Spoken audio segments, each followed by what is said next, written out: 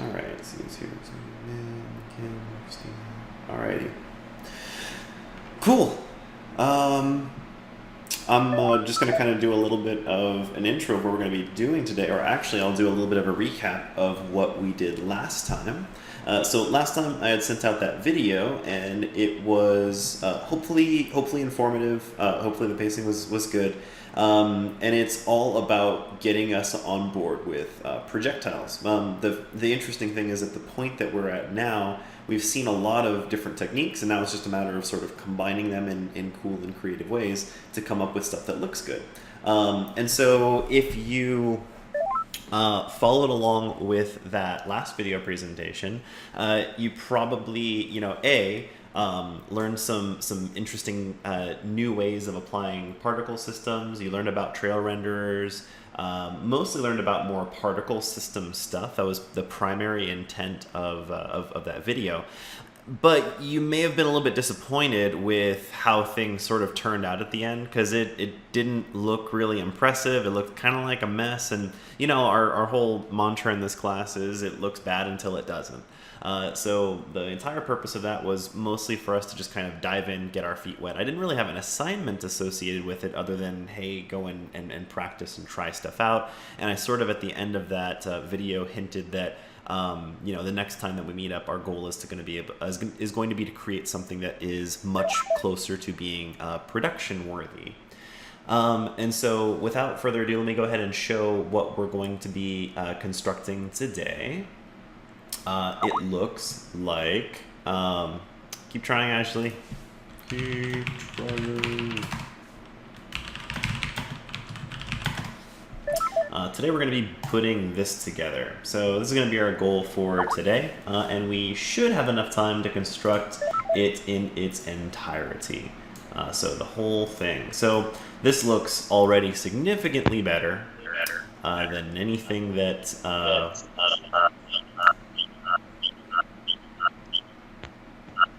Evelyn, can you, do you mind muting?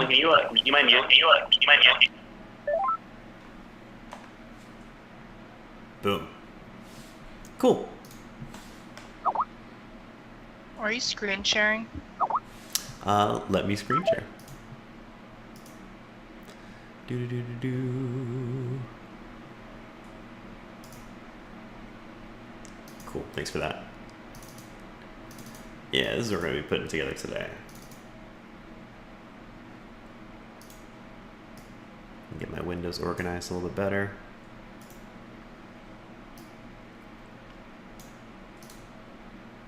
Alright, so hopefully this doesn't intimidate, hopefully this excites, and already it looks significantly better, I think, than what we came up with in the video, but it, for the most part, uses a lot of similar techniques, and we'll be talking about why some of the decisions were made and how you can go about recreating this on your own.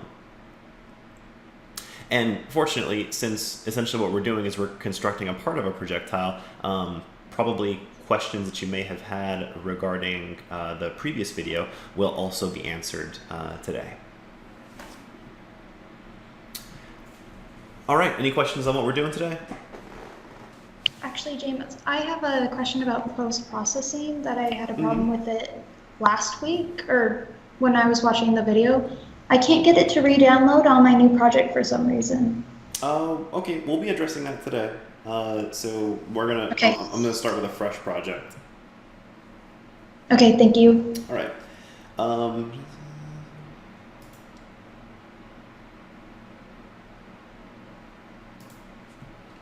Someone else has to host the Skype call.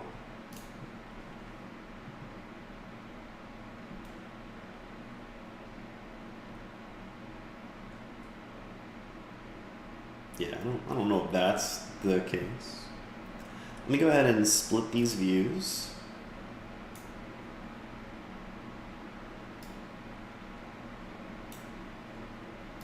So that we can kind of do a breakdown of what it is that we're sort of seeing on the screen here. So this looks really, really intricate and really elaborate. It looks super flowy, very, very League of Legends. League of Legends has tons of projectiles, ultimates, things like that. So yeah. Mercedes, is there an alternative that you'd like for me to try?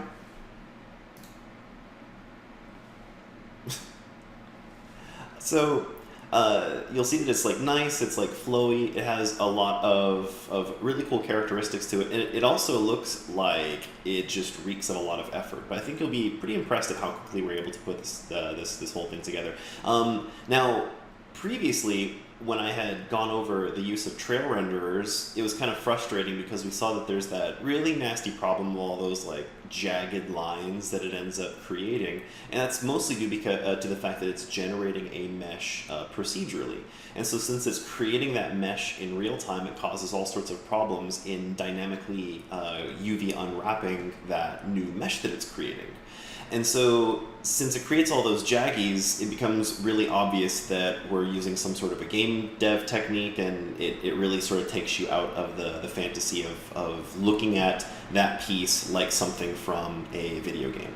This, on the other hand, looks really great, it flows really nice, and the reason why this is a more appropriate technique than the one that I had shown you last time is mostly because of the nature of what we're trying to achieve here, and because of because I know for a fact that this projectile is going to be moving in a single direction. So if you know for a fact that your projectile is going to be heading usually in one direction at a constant rate, using a trail renderer is usually a bad idea. Trail renderers are really good for when you have a shape that is going to be moving pretty erratically, that isn't going to be moving in a very static sort of way. Trail renderers are great because they build themselves procedurally. But in the case of most MOBA style games, most first-person shooters and things like that, a lot of our projectiles end up moving pretty straight, and don't end up wavering. So let me go ahead and walk you through how, the various pieces of this and how it works. And I think once I break it down, it will appear much less magical. Hopefully no less awesome, but definitely less magical. So I'm going to go ahead and select this object.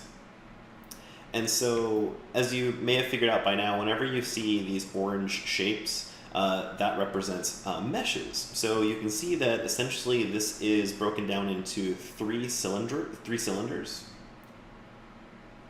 And so this doesn't use trail renderers at all. If I did use trail renderers and I did some sort of cool, interesting rotation stuff, kind of like what you saw me do in the last video lecture, you may have and said, oh, okay, so what James did was he did something like that, and then he just ended up fixing the jaggies. But actually, in order to get rid of the jaggies altogether, I've had to completely do away with the trail renderer just because the trail renderer concept introduces so many limitations. I have a lot less control over it. Essentially what I have here is, if I look at it from an angle more like this, you can probably tell what's happening. Let me go ahead and disable all of these extra objects. That way you can just look at one. Now, if what I'm doing isn't obvious yet, let me go ahead and do one more thing. So I'm going to take the material of this swirling ribbon, and I'm going to change it from a particle additive type material to just a standard. And probably now this is not magical at all. This has gone from something that looks great to something that is very obvious. Yep, you can see the alpha channel now. It's completely visible. It's actually not an alpha channel. It actually is black. So it still is part of the RGB channel. So this image actually has no alpha channel to it.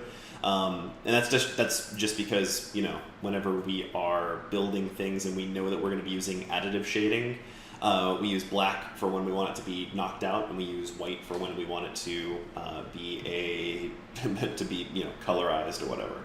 So I am basically, it's almost like in a cartoon. I've just taken a log, I've chopped off the top and the bottom with a technique similar to the vortex, And all I'm doing is I'm taking that log and I'm just rotating it around in circles. I could have done something like I did with the vortex, where instead of rotating the object, I'm scrolling the UVs. I could have done that, but I didn't. So here's a different sort of technique altogether. Let me go ahead and switch this back over. So hopefully this now looks like it's a technique that's completely attainable, because I want you guys to definitely feel confident in your abilities to tackle this. And I also want to, to identify that, things look bad until they look good, right? And so we're just one click away from this technique being kind of awesome and potentially being the cornerstone for tons and tons of abilities. If you look at lots of games, trails like this are a really, really common type of an effect. Something else that's also a little bit belying is I'm using a post-process. So that post-process is creating that sort of extra little glow here. So let me go ahead and disable that. So this is the ability at its perhaps its most raw. Then what I do is I have another swirl, which I just used to complement that initial swirl. It is slightly smaller, and I guess that's really all that needs to be said about it. It's a little bit smaller, and it is also rotated just it's not rotating any faster. It is not rotating any slower. It just had a different starting rotation to begin with. And so this creates kind of like a nice, interesting complementary motion. And then I have a third swirl, which is rotated perhaps a little bit more. Again, it's not rotating any faster or slower. I just have it kind of, it starts off with an even steeper and even more different complementary angle for rotation. And I just stretched it really, really long. So you can see that the three shapes working together look like this. And how we go about constructing and moving and all this stuff, that's all open to you. It's all very simple stuff to kind of move and manipulate these shapes. But I'm just kind of trying to run through this whole breakdown. That's probably the most interesting part of this entire trail. But let's go ahead and take a look at a couple of the other things that we've got here as well. I'm using the same sort of smoke technique from last time, which is just this really soft mist. And I'm just using that to kind of add in some extra internal motion, just something extra to look at, and kind of fill in the gaps, make this sort of look more full. Without this, the trail looks a little bit hollow, and I want to have more just more language that's kind of showing directionality. And then to kind of finish the piece, I threw in some dust with some noise. I had to be very careful to not overdo it with the mist and to not overdo it with the dust, because the thing that I want people focusing on is, of course, that really gorgeous trail. But I also felt it was important to kind of fill in some of that empty space with something, just adding a little bit of secondary motion. So this is what we're going to be building today, and we'll be able to construct it remarkably fast. So let's go ahead and dig right into it. Let's go ahead and create a brand new project, just so that we can start clean. I got questions from a few of you asking about, how do I go about setting this up and how do I set that up? Now, I'm going to go ahead and build a new project, and I want us to get, of course you have to feel comfortable with your ability to build, to rebuild your stack. Otherwise, you won't be able to progress and get very far. So I want you guys to feel confident in this process. So we're just going to call this our swirls project. And we'll go ahead and click on Create. And save, why not?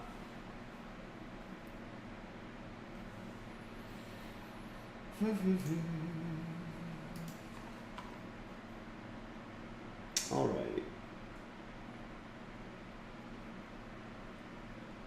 I upgraded to the new version of Unity over the course of the weekend, but that is not important for you guys. Upgraded to, actually no, I didn't. I upgraded on a separate computer, so I'm still on 2017.1. New version of Unity has some cool stuff, but nothing that really applies to us. All right, so here I am, blank projects. So starting from scratch, more or less. First thing I'm going to do is I'm going to go take my main camera and I'm going to go ahead and fill it with black. This is something that I only like to do if I don't have any existing stuff to go off of. So, you know, if we're building an ability for, say, League of Legends, I wouldn't operate this way because I would probably have a bunch of different environments that I could work from, and so I would use that as a nice background canvas to the thing that I'm creating. But since I don't have that, I have to kind of work sort of from nothing. What I like to do is I like to start off with a solid black background, just because this lets me define my shapes a bit better. And then what I like to do is I like to take it and crank it up to about middle gray or so to kind of see how things are looking, to see if it gets washed out, what have you. And then, you know, I'll try to move the ability around, but I usually just start with black. I never leave it as black because black is a lie. You'll never have this sort of really amazing contrast in a game, and so it's not great to leave things at black. You want to make sure that you're testing it out with all sorts of different value ranges, just to make sure that you're being truthful to what it is that you're constructing. All right. So let's go ahead and get started with probably the meat of all of this, which is actually going to take us to Photoshop. Now let me show you what it is that we're trying to build. We're trying to build this, which looks kind of like a little bit of like a thumbnail. Now, the reason why this is constructed like the way that it is it has to do entirely with understanding the horizontal nature and the vertical nature of the arc that we have here.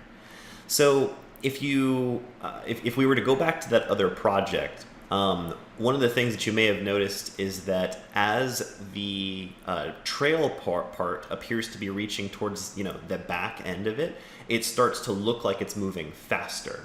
And all of the parts of the trail that are up closer to the front, they look like they're being created, but they're not moving to the back as fast. And that's because of this shape, right? What I could do, and we can experiment with this, is I could just go and create a diagonal line. And what you'll see is if we created a diagonal line, is that we would basically see a very linear movement from forward to backward that would never appear to change in speed. If we construct a shape that looks like this, because of the way that this is laid out horizontally, it moves vertically slow, but it starts to increase and pick up speed as it reaches the end. So you can think of the verticality of this sort of representing what that motion looks like moving from front to back. So this is the front, this is the back. The reason why it looks slow in the front is because there's more horizontal movement, and the reason why it moves faster in the back is because we see more vertical movement. All right, so let's go ahead and reconstruct this image. I'm just going to create a new Photoshop file, and then I'm just going to kind of turn these guys off. I can use them as sort of like a visual guide, just so I can kind of see am I getting more or less sort of close to where I want it to be. But you guys will be starting from just a blank document. The size, again, doesn't really matter. Typically for an ability like this, if this were to go in something like a MOBA maybe, you probably wouldn't want it to be larger than 512 by 512. Maybe even see if you can get away with something that's smaller than that. You probably can. I think I just went with like a default of 1024 by 1024. I always usually build in a much larger size than I actually need. Cool. So I'm going to go ahead and just drop a black fill layer in there, because we know that we're going to be additively shading this thing, and since we're going to be shading it additively, that means that black areas are not going to show up.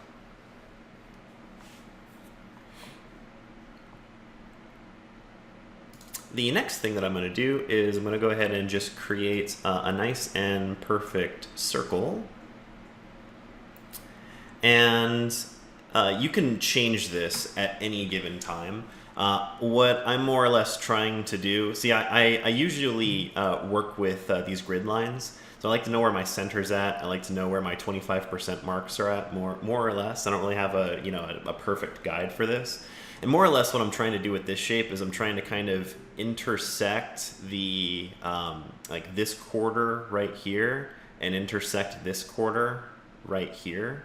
That's just sort of what I'm going for. But it really depends on the kind of movement that I'm aiming for. So feel free to just kind of screw around with this and see what ends up coming out of it. I'm more or less, as far as the canvas is concerned, I'm only using about a quarter of this circular shape that I've created, just to give you a frame of reference. And if this is no good, that's cool, because we can move it. So I'm going to go ahead and just fill this with white.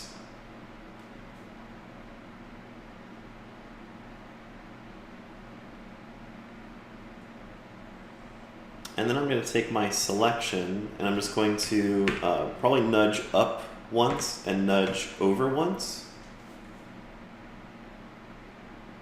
The thickness, of course, matters. And there's really nothing that we're going to be able to do inside of Unity to adjust that thickness. And so it might be like part of your strategy to have like different versions of this image that have various thicknesses based on what you're trying to do. For example, if you want like a really thick trail, then you might end up constructing one of these guys that looks like that. I'm just going to kind of nudge up and over by one, and we'll see how that works.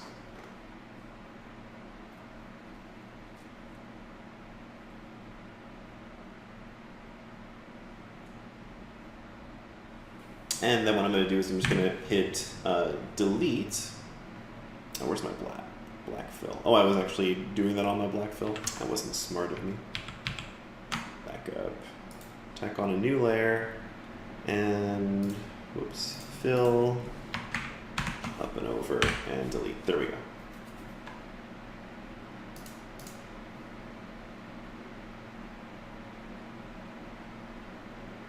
Alright, so that's more or less our thumbnail shape. See how close to the original I came. I could definitely be closer, but it's okay. We can always change this if we need to.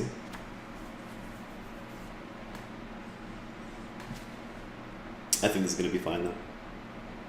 Okay, so now that we have this sort of almost like an eclipse going on, I'm going to add another layer, and this is where we're going to do our blockout gradients. So I'm going to switch over to black, and we're going to switch over to our gradient tool.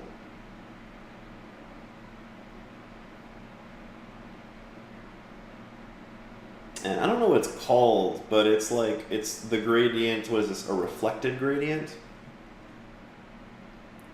So it's like the fourth gradient option over from the side, over from the left, and I'm using a black to transparency. And what I'm going to do here is I'm just going to kind of go from the end and then go about like 25% of the way in. Maybe 50% of the way in. Yeah.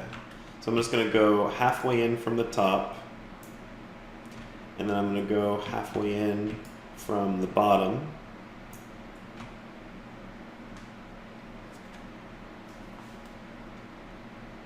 Let's see, do I need 2 of those maybe? Yeah, maybe 2 on top, 2 on bottom, something like that. What I'm really trying to do is I want to have this, I want to make sure that I don't have white that touches all the way to the edge, whether it be top, bottom, left, or right.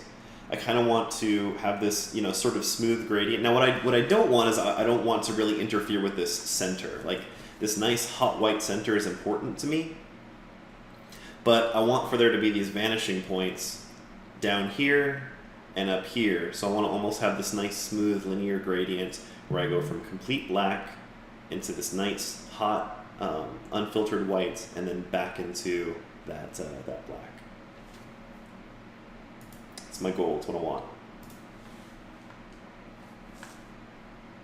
And so come up with that sort of result however you see fit, and just know that it's pretty simple to change this shape as you go. It's also pretty simple to just recreate it from scratch if it ends up being something that is not at all what you're after.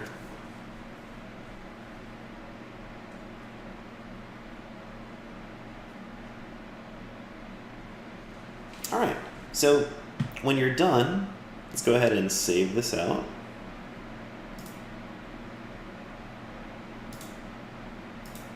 Let me save this as swirl.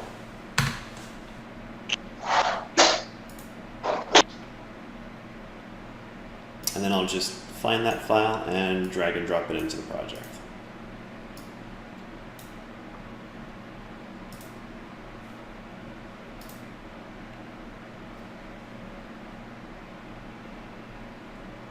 Any questions so far?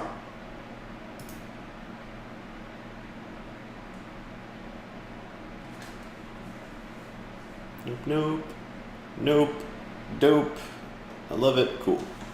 All right, let's keep this thing moving. So now go ahead and open up your 3D modeling application of choice. It really doesn't matter that much because all we're going to be doing is taking a cylinder, chopping off the top and the bottom, and then unwrapping it like a vortex, except we're going to be doing it even simpler because we don't need to deform the mesh at all.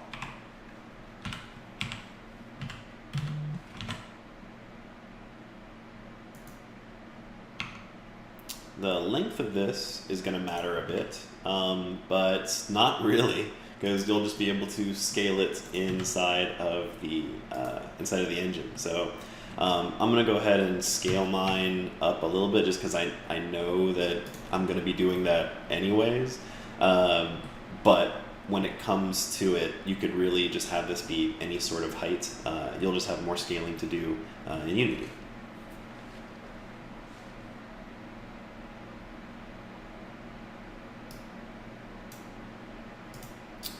So I'm going to go ahead and do a cylindrical unwrap on this. And as you guys know by now, our goal with all of these unwraps is usually for us to have 100% 00 to 11 UVs laid out. So we like, regardless of our shape, we want to have those nice square UVs. That's not always true, but it's like mostly true. So we go ahead and unwrap this dude, do a cylinder projection. And I'm just going to go ahead and get this thing to fit.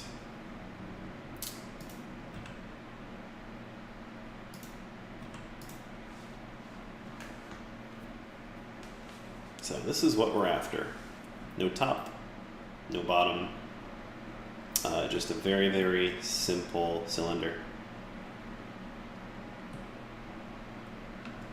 As you're doing this, you might be asking, wondering, nah, not really. It really doesn't.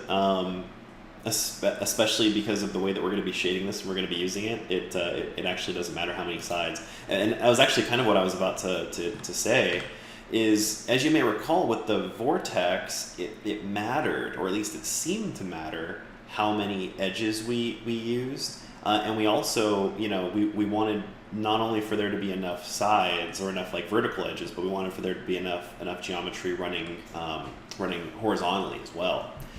And part of that is because a big part of that vortex is we were distorting our UVs across the mesh. And so we were basically going from UVs that had more space to less space and vice versa. So that's just UV distortion. It happens all the time, even if you have a mesh that's not moving, not deforming at all.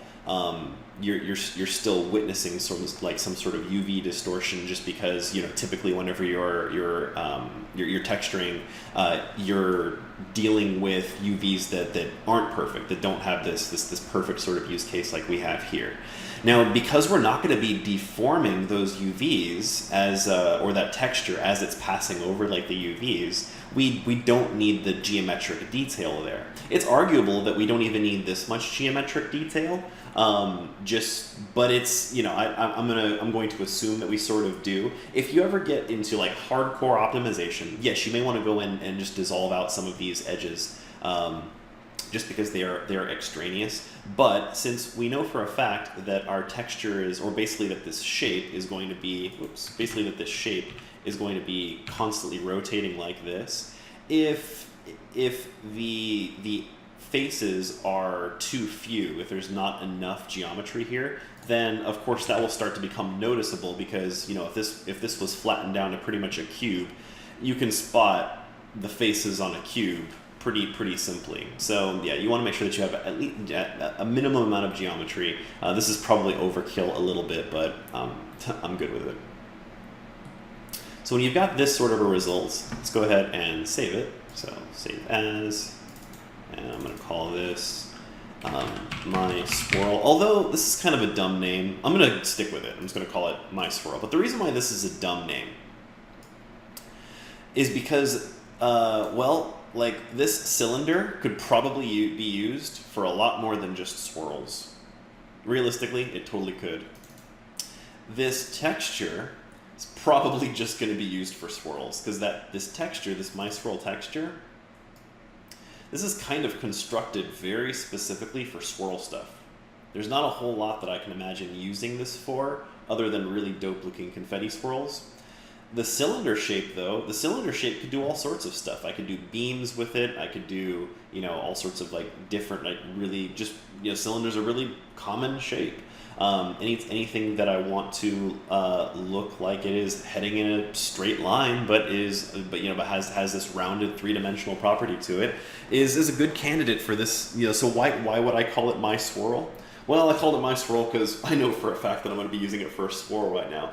But where I'm going with this is that what you should be thinking about is building yourself a library of this stuff. That way, every time you start a new project, it's not a matter of building everything from scratch. It's a matter of saying, okay, so what have I built, and what do I want to be the same, and then what do I need to be different?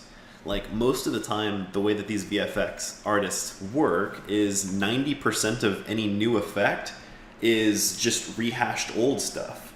They just go and they Frankenstein something together, and then they spend that last 10% making that piece an original one.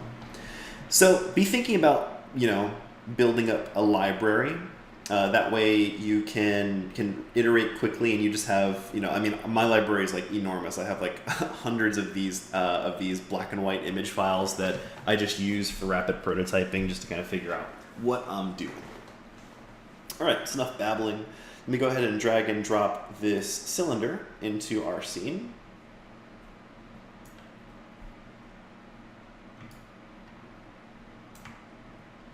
And I'm going to rotate it so that it is facing the right direction.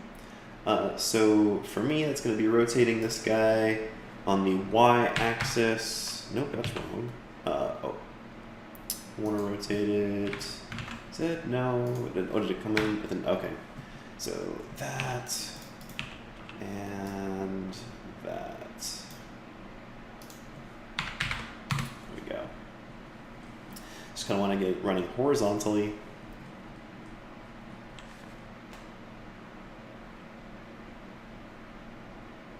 And I know this looks so bad right now. Super, super bad. But it'll look really good really soon. Let's go ahead and create a new material, which I will call my swirl.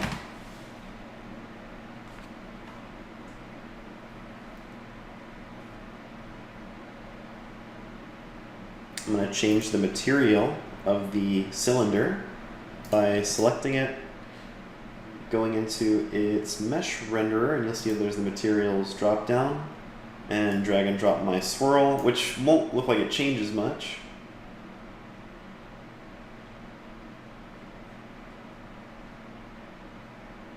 So by now you should have this cylinder facing horizontally.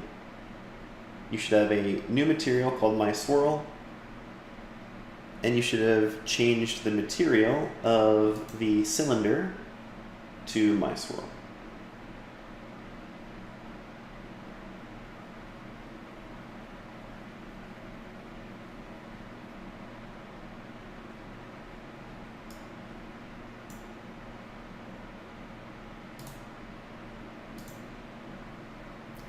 Don't worry too much, since we haven't done really anything in Unity so far. There's really not a whole lot that you would have to redo.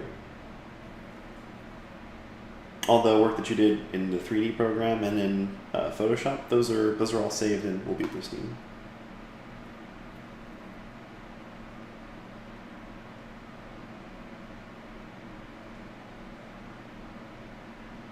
didn't add an image yet, no. All I did was just create the material, which is just blank material, and then applied it to the cylinder like this.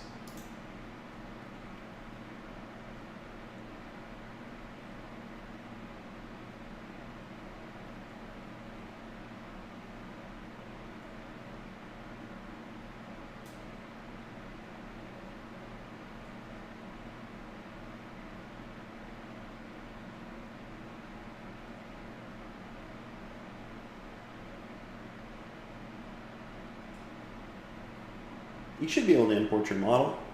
If you have trouble importing your model, though, you might want to consider converting it to an FBX file first. That's not a necessary step, but if it's being fickle like that, you might have to.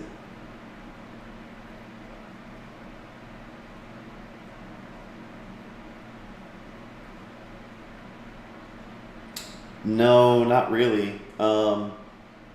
With VFX, we usually want to, so typically our normals don't matter much, and the amount of geometry that we have doesn't matter that much. We usually try to be very, very minimalistic on those fronts, and oftentimes the shading types that we use make smoothing groups pretty much not valuable.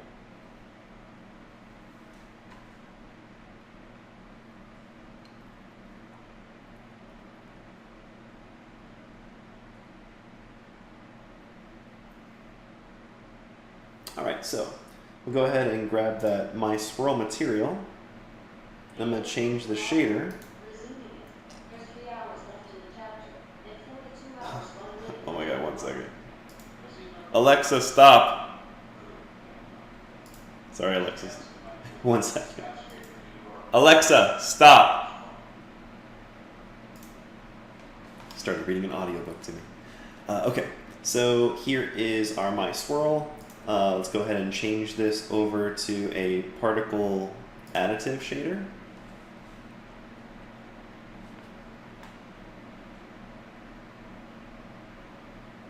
Now we can drag and drop to replace this particle texture, and we've done this many times before, so this should all be almost second nature at this point.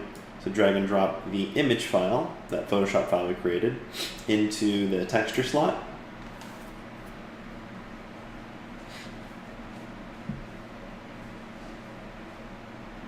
You should get something that looks like this. And even when I put this together, I wasn't necessarily convinced that this was gonna work. So what I did was I clicked on it, and then I just manually rotated it like this. And then at that point in time, once I saw that motion, I was just like, okay, yeah, I think I'm on something with this. This is doing what I want it to do. So then I decided to put in the extra effort required to make it function the way that it should. But by general rule of thumb, I try to avoid doing as much work as I possibly can. And so, instead of just jumping the gun and trying to maybe write a script or animate this or do something like that, I just want to prove that my concept is working. And since the nature of VFX is kind of so abstract, that's a kind of a critical step. You'll also notice that the way that we constructed this texture matters a lot. You'll see that because this is the more horizontally favoring part of this texture, it ends up starting slow in terms of how the motion makes it look. And then as it starts to reach the end, it starts to look like it's sped up. So that's why whenever I go on, you see this rotating in motion. It looks like this is the point of origin. It looks like as this projectile is moving in that direction, these sort of look like smoke, right? Where initially they're kind of following its inertia, but then they're kind of reacting to the forces of friction and wind and air and all that other sort of stuff. So now it's creating that really nice organic looking spiral, and it's also kind of whimsical, right? It looks almost like confetti. It looks like truly like a ribbon or like a stream or something like that. And so it makes it the perfect candidate for stylized games, stylized effects. And it's pretty to look at. It's nice. By itself, it doesn't necessarily work. It's perhaps a little bit too simplistic, but as we know, VFX is all about layering things on top of one another for greater effect. Now that additive shader gives us a really nice color picker. So it gives us the ability right off the bat to tint this whatever we want. Now in the example I showed you, I tinted this blue, but you can feel free to go sort of nuts and find a color that looks appealing to you. If you want to go with something more like, this cool sort of an orange color, if you want to go with something more like like a toxic looking green, it's entirely up to you.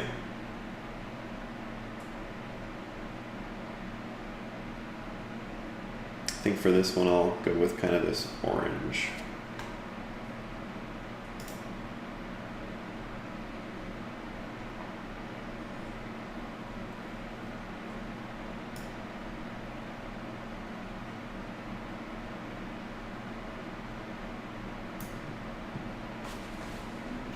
All right.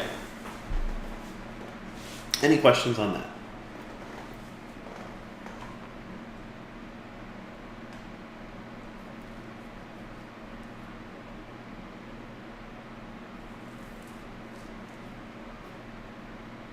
Not cool. Sweet. Okay. So next up, let's just keep on going with this. I'm going to go ahead and write a script. And the reason I'm going to write this script is because I want this object to rotate, and I want it to do it without my help. So this is cool, proves the concept, but now that I know that concept is going to work, I'm going to want to go ahead and solidify it with a script. Get out of here. So create C# script. And so for this C# script, I'm just going to call it my swirl. Although, once again, this is a bad name. The reason why it's a bad name is because all I'm doing is I'm creating a script that is going to take any object and make it rotate. And so there are tons of better names for this script,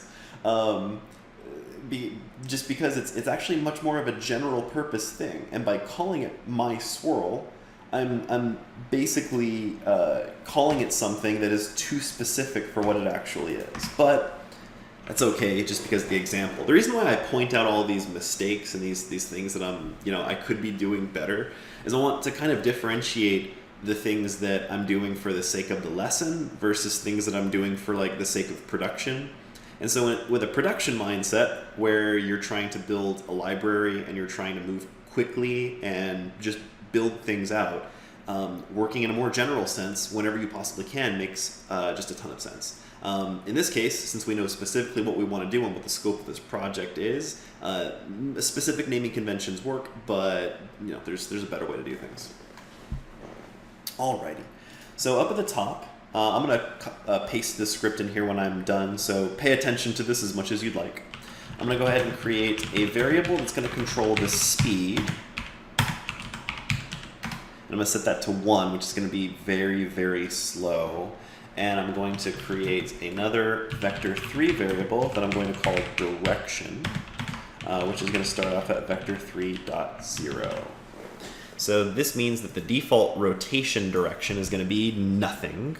And this means that the default speed is going to be 1. 1 what? Well, the way that we're going to set up the math for this is actually going to be 1 degree of rotation per second, which is crazy slow. But that's how we're going to start it, and then we'll be able to make modifications inside of Unity once we have the math done. So this is actually achieved with a single line of code. I'm just going to type in game object because I want to influence the game object that this script is attached to. I want to modify its transform component because the transform component is responsible for the position, rotation, and scale of every object. I want to use a handy-dandy function called rotate, which handles the rotation of an object, which is really, really convenient because rotation math sucks really bad. It's really hard to rotate objects in 3D space. And then I need to tell it which direction I want to rotate in. which I will provide here through a variable that's going to be editable inside of Unity itself, times the speed times time.delta time. And again, time.delta time is a complicated concept. It basically means how much time has passed since the last time update got called, because remember, update gets called all the time. And if you want to interpret this in English, we're basically saying, I want this game object to rotate at a rate of, in this case, 1 degree per second in whatever direction we prescribe. So all that does that. Let me go ahead and save, copy, and paste. If you're going to go and copy and paste my code exactly, oh, there's a slight problem. You see where it says speed and it's got speed in bold? This is like this is a dumb Skype thing for sure. And Mercedes, you're not wrong that Skype is dumb. There's just it works for what it works for. And so you see how it's got that in bold. That's because in Skype, whenever you put asterisks on the either side of a word, it makes it bold. So just know that if you copy and paste that, it's going to be bad. You're going to have to add an asterisk before speed and after speed to make it look like exactly like mine. That should be the only change that you have to make. Also, note that if a lot of you pinged me over the course of the week saying that your scripts would not attach to your objects. Usually if you have no errors, no compile errors whatsoever, but your script won't be dragged onto an object, or you can't add it as a component in any other way, it usually means that the name of the class of the script that you're writing doesn't match the name of the file. And that includes case sensitivity, that includes spaces, symbols, and all of that stuff. So you want to make sure that these are absolutely identical to one another. Otherwise, Unity's not smart enough to figure out that the two are actually related to each other. Seems kind of silly, and my explanation is grossly oversimplified, because there actually are really good reasons why those two things need to be the same. It has to do with the way that Unity does all of its linking and compilation under the hood. But for all we care, it's a silly reason, and just make sure that these two things are identical. So with that, we'll go ahead and save this script.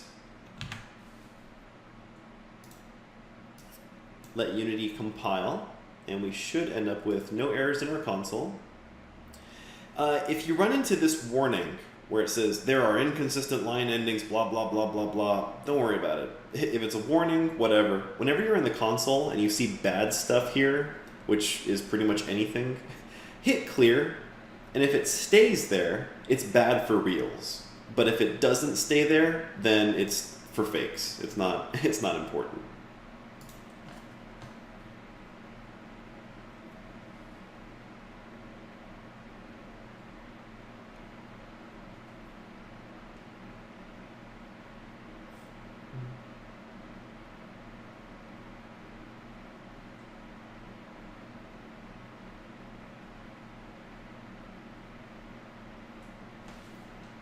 So, I am not awesome enough to know. That would require superhuman skill for me to remember that, right? But what I can figure out is what happens, what error, what words come after that error.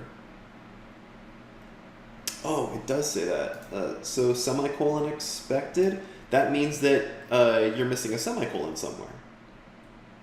And so if you double click on the error, it should take you to the line right after where it expected to find a semicolon, of which there are 3 in this script.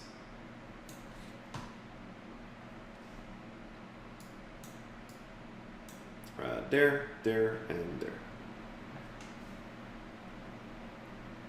Yeah, believe it or not, it actually does a really good job of telling you what it needs. It's just that it doesn't talk to you like you would probably prefer. But the errors are actually pretty descriptive. They're just terrifying as hell, unfortunately. Yeah, there's nothing worse than that feeling when you get through typing all that code and then you see all that nasty red. So when you have that script done, go ahead and attach it. So I'll just go add component and script and my swirl. So we'll just add it there. If you press play, nothing will happen, so don't yet. I'm going to first define which axis I want it to rotate on. Now for this, you may want to hit play, and you may want to fiddle with the direction. Now don't fiddle too much.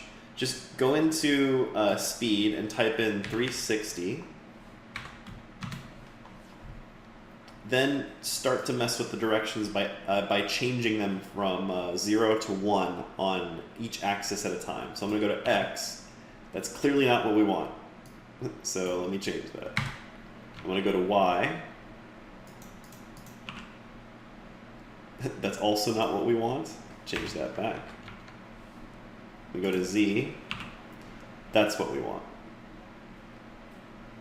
So now that I have I basically avoided using mental capacity just by fiddling around with that. But now I know that Z, the forward axis, is the direction that I want to rotate things on. And I'm going to start the speed off at like something like 300. That means that it's going to rotate 300 degrees every second. So it's going to almost rotate one full revolution every second. Let's see what that looks like.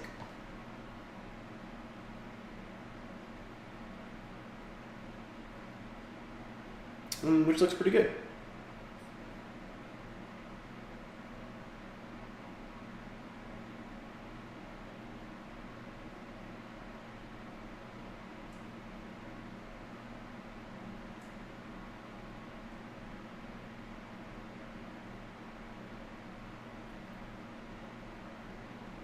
Questions on this?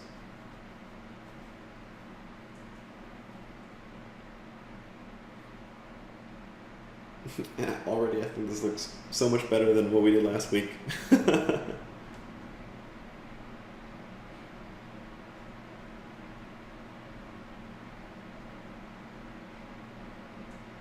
Cool. Yeah, I feel like you guys got to the end of last week's video and you're just like, this looks terrible. I don't want to show anybody. But it was good practice to just kind of go over things in a broad sense. All right, so I'm going to stop playing this. Here's something that's annoying. In order for me to see this thing move, I have to press play. I think that sucks. I think that's really counterintuitive and counterproductive. It would be cool if I could witness this thing moving without having to hit play all the time. And you can probably predict that this problem is only going to get worse because you know that the direction we're heading in is we're going to add like 2 more of these shapes. And so since this problem is going to become a bigger one, it kind of makes sense to try to solve it now. Solving this is actually pretty simple. If you go into your script, I'm going to add a line, just a helper line, above where it says public class my swirl, blah, blah, blah. This line's going to look really weird. For those of you guys who care what this is called a class attribute. I'm going to use a square bracket. So it's open square bracket, close square bracket. And I'm going to type in execute in edit mode, which basically means that so long as this object, or so long as the object that this is attached to is selected inside of the inspector, or inside of the editor, it will run update and other stuff too, as long as, yeah, it'll just run it. I should have stopped talking.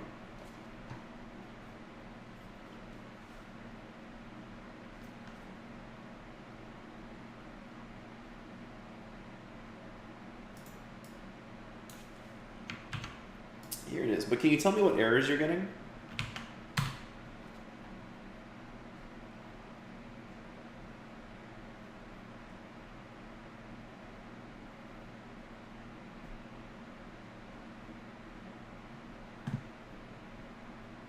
So go ahead and save that, let it compile. And so now if you select that object, mine's running kind of like crap just because I have a bunch of stuff open and I'm screen sharing and all of that, all the other sort of like stuff. So I'm really taxing my editor. And this may actually be a little bit laggy for you as well, quite possibly. It's difficult for me to say. But under normal circumstances, when I'm not doing screen sharing, when I'm not, when I'm not, don't have Skype running, I don't have all these like other things going, this actually runs pretty well. I'm going to, for the moment, disable it on mine, just because I got this other stuff going on, but I'll type in 2 slashes in front of it, which will turn it that muted green color, which means it's no longer being red. That's a nice little trick to allow you to view what the outcome is of your script without having to hit the play button. Kim, can you tell me what error you're having? I'd like to help you.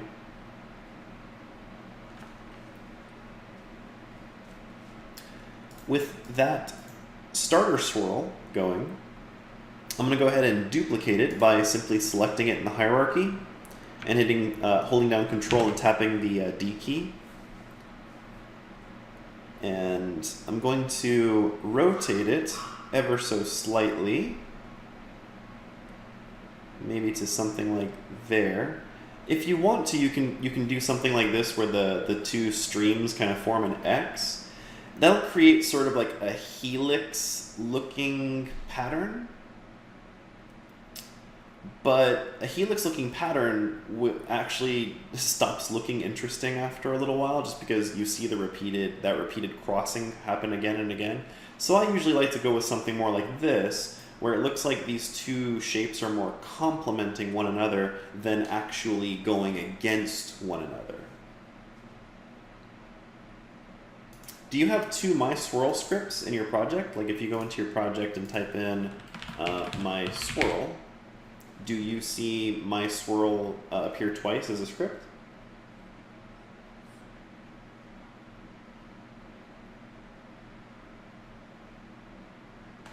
How many scripts do you have in your project?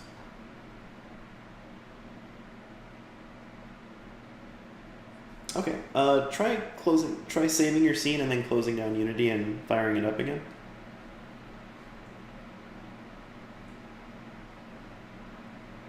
And if that doesn't work, I'll jump in there with you. And so this is the a very artsy part of this.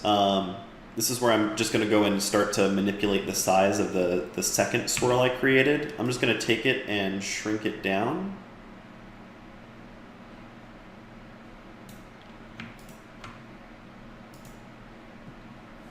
And this is where I'm just going to mess with that size until I'm happy with it.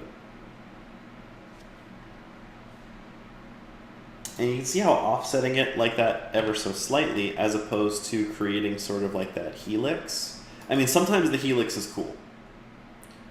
Like sometimes that look is cool.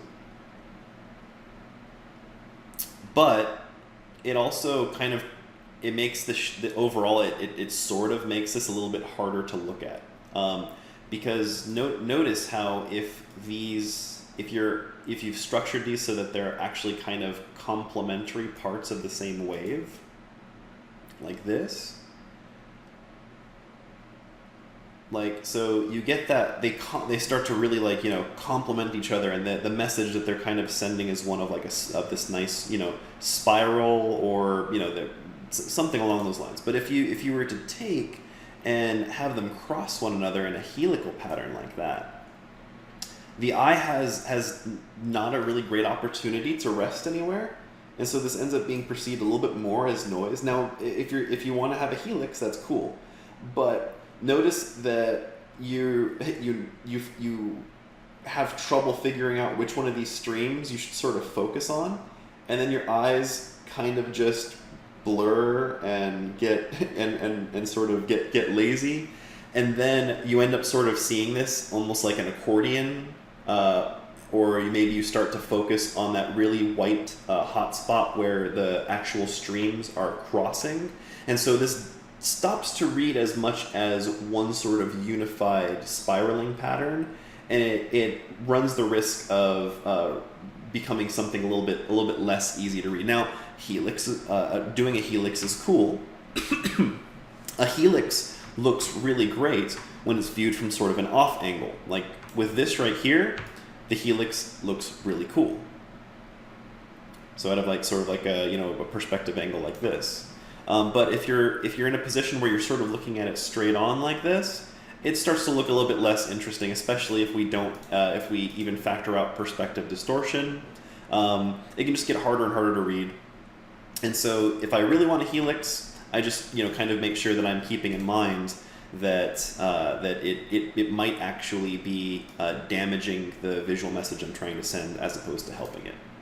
So I usually like to kind of offset like that so that these two are more or less flowing together like that. And then what I like to do for my third swirl is I like to rotate this one almost far enough to where it's kind of like a helix like that. And then I like to take it and I like to add something really interesting to its shape. Like, so I'm going to take this guy, I'm actually going to scale it down so it's really like thin, and then I'm going to scale it up on Z. In this case, it's local Z, so it's nice and long.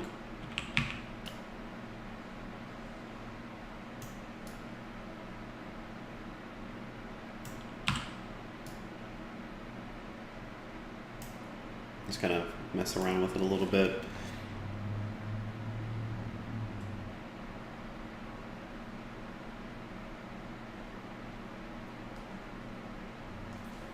Maybe make it even longer.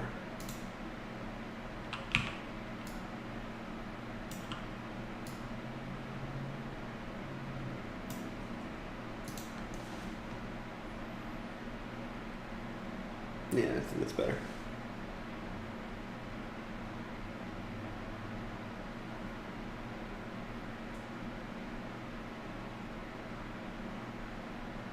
So now this reads as a nice, wispy, whimsical, magical sort of trail.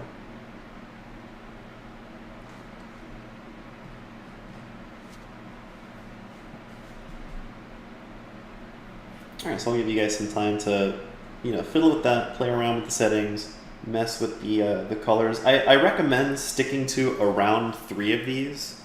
You may notice that as soon as you cross over that 3 mark, that's when things start to maybe get a little bit too noisy. So this is me at 4. Just know that for me, usually whenever I'm duplicating any sort of concept, like in this case, I'm just duplicating the same thing over and over again with slight variations. My magic rule of thumb, the rule that I try to stick to is 3. Because I usually feel like if I end up going over 3 of any one particular kind of thing, that it starts to get noisy, it starts to get really repeatable, and I think that it sort of becomes overpowering, where all of a sudden, it's like, okay, we get it. He likes these ribbon things. He figured out how to do that. He clearly, loves that, loves them, and that's become the dominating signal of this entire piece.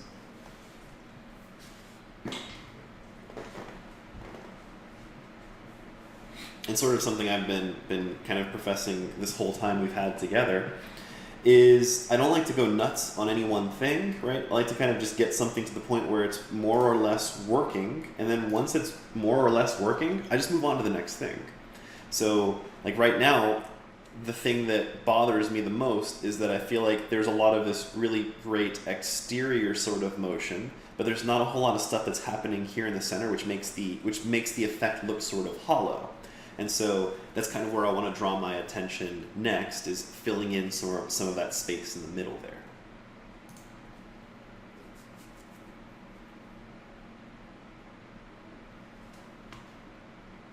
Also, you may be thinking to yourself, this is really cool. I could totally do this same exact thing for my vortex. And the answer is, yes, you totally could.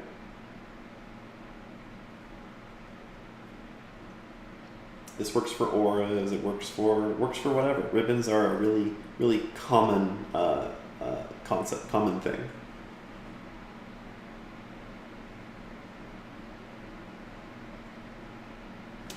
And just like a confession, I suck at drawing ribbons.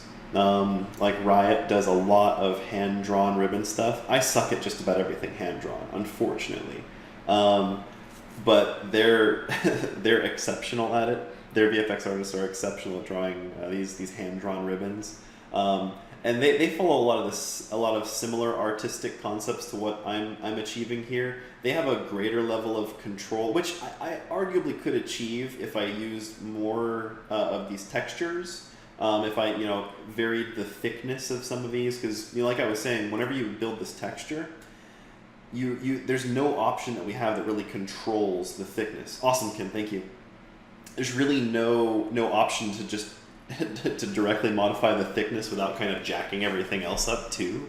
That's just sort of the way that it goes, and so that's why it would be very it's very common for you to just go into Photoshop and make yourself like 5 or 6 different swirl images that just have varying thicknesses and varying tapers, just so that you can create whatever sort of shapes you're after. All right, so now let's go ahead and focus on some of that internal movement. I sort of drop vocabulary here and there: internal movement, external movement, primary motion, secondary motion. Later on I'll firm up what a lot of those things mean, especially when we get more into the theory portion of the course, which is more towards the end. This is more of the fun dive in and get our feet wet portion. But still, it's good to hear some of these terms. I want to fill in this hollow center. So in order to fill that hollow center, I'm going to use some smoke. I love adding smoke, and I like being really subtle about it. And that smoke file that I passed your way is one that I use for like everything. And so I recommend that you take that smoke file that I handed off to you and use the hell out of it. Use it until you build a better one, find a better one, whatever. But this smoke gets me by. Like in pretty much all the smoke stuff that I do, I use this thing constantly. I think I have like 6 different smokes that I pull from, and so this one is one of the ones that I use like all the time. A lot of people they watch like tutorials on how you go and build a smoke effect in Houdini, and it's actually a really long process. Like I kind of feel like it is. In order for me to build a good looking smoke sim, I feel like it takes me like 4 hours or something like that. But the thing is that I don't do it every single time, right? I just kind of say, okay, I have a library of smoke now. It took me a while to build them, but eventually it's like I got them. I have a library, and smoke is kind of smoke. And then when I encounter an interesting kind of smoke that I need, then I have to go hit the drawing board and build another one. But yeah, feel free to build this library, as I've been saying. So we'll drag and drop that smoke. Hopefully you've got it lying around. If you don't, go find it. Let's see here. Go ahead and import. Cool.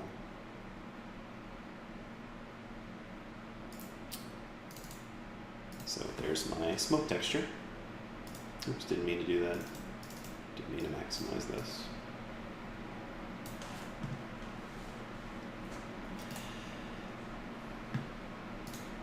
And you guys know how this works by now.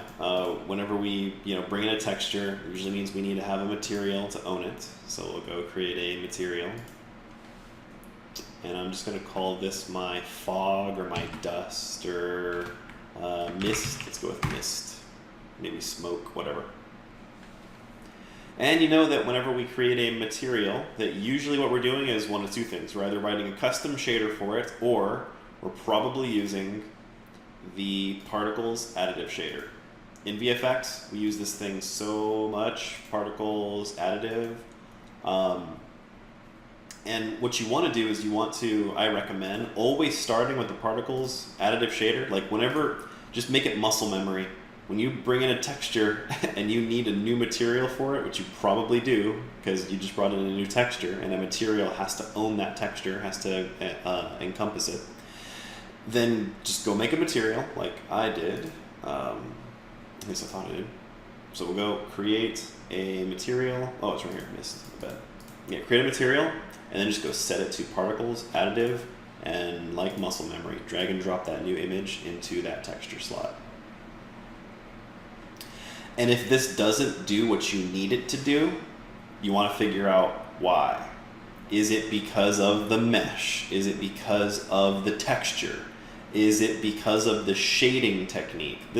Knowing whether or not it's a problem of the shading technique, that takes much more practice. But knowing whether or not it's the fault of the texture, the UVs, the mesh itself, all those are things that you can kind of have an instinct about just based on what you know right now. But yeah, always go particles, additive, and then if you should deduce that the reason why it's not looking the way that you want it to has to do with the shading technique that you're using, well then you gotta hit the drawing board, crack open Shader Forge, and get to work. All right, so let's go ahead and create a particle system. So we'll go Game Object, Effects, and Particle System. And I'm just going to place this guy so he's at the front, right about there, ish.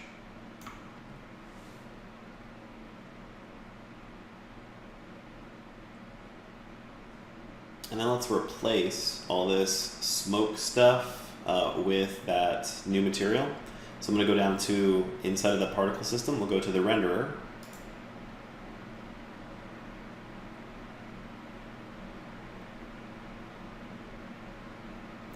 And I'm going to replace the default particle with my mist. And you know what this is going to do? It's going to make it look dumb. So then, you know what we got to do from here. We have to go enable the texture sheet animation, expand that, and we'll go and set this up. It's an 8x8, so we'll go 8x8.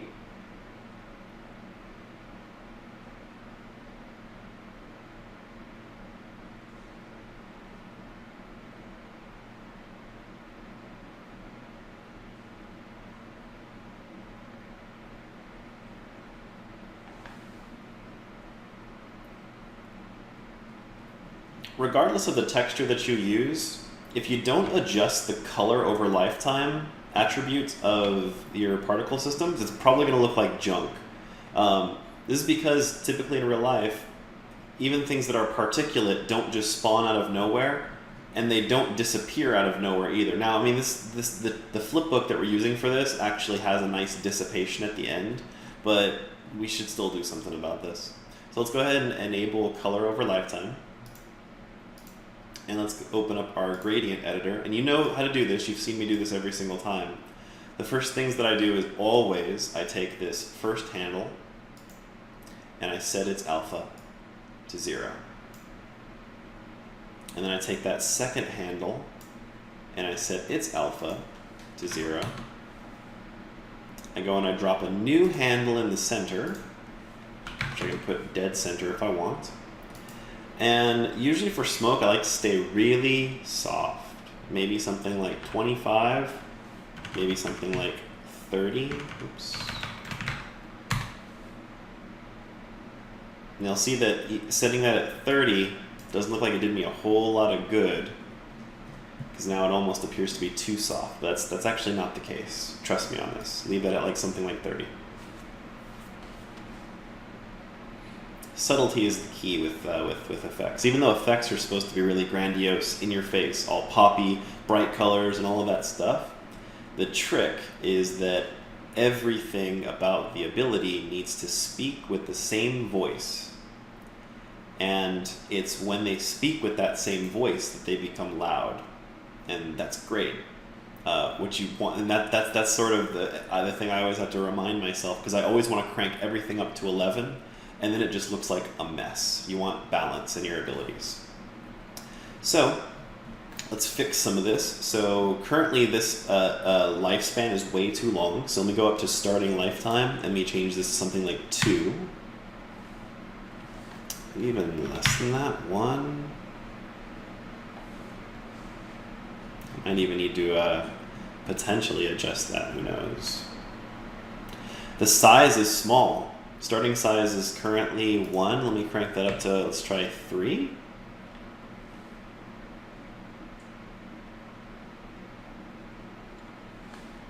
And it's currently appearing, and then it's just rising up into the sky like this. What I actually want to do is explore the shape. The shape of this is a cone. There's nothing wrong with that. Thing is, though, is that the cone is pointing upward, so it's emitting in this upwards direction. What I want to do is rotate it to point it so that it's facing out the back. Something more like this.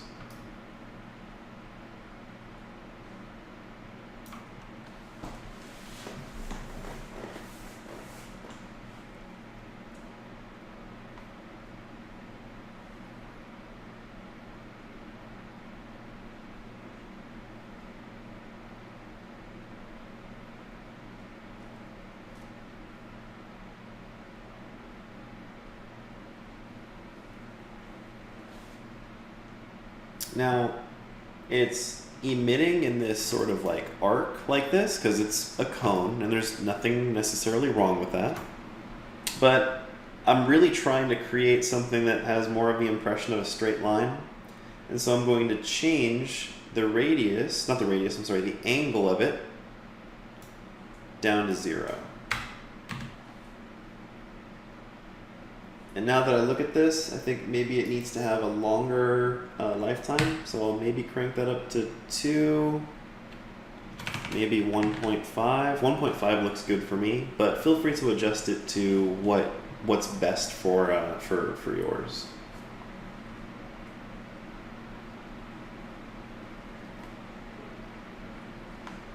And based on some of the stuff I've seen from you guys so far, I know that you probably want to go into emission and just be like, I want to make 1,000 of these, like just a ton of these particles. But you would do wise to not do that. Keep it nice and subtle. Keep it in a low range. You know, maybe something like 20 is a possibility here as far as emission rate over time. But don't go nuts with it. We're trying to be really subtle here, so I'm going to leave it at 20, but even at 20, I feel like it's a little bit too loud, perhaps. Let me go in here and adjust some color values. So, for starters, at the end of this, I want to, I don't want this thing to be white, so maybe I want it to be kind of like this orange sort of color.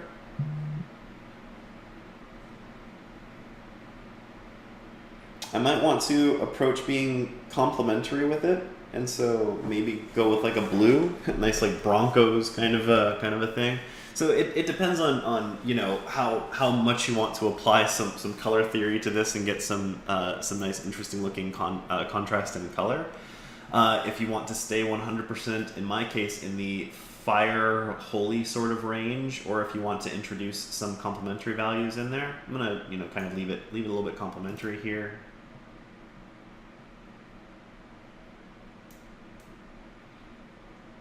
That starting value at white, maybe I want to leave it at white, but maybe I don't.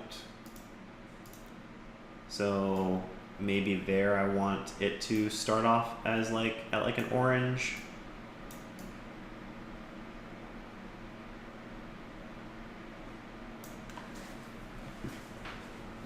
Maybe something like that. Don't know. It's easy to change though. So we can kind of leave it as is and then just continue to fiddle around with it.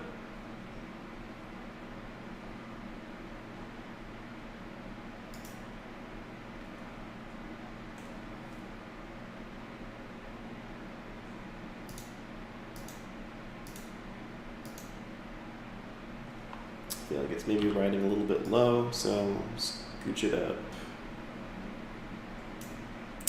And then I'll go ahead and hit play just to kind of make sure that it's looking good with all that spirally stuff going on.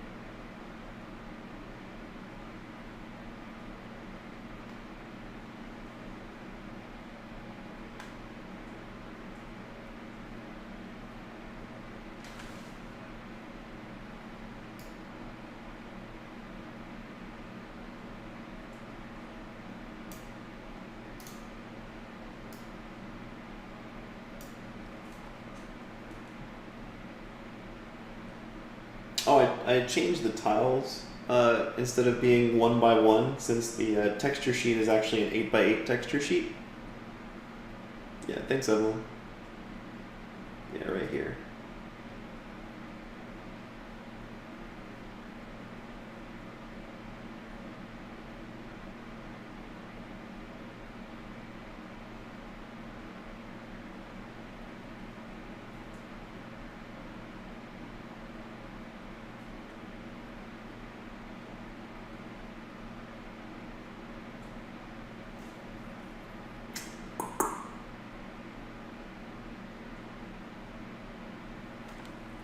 Yeah, you got it. Actually, if you scroll up, you might be able to find that one that I had sent. And I know that I sent... Ah, here we go. This is it. This is the one that... there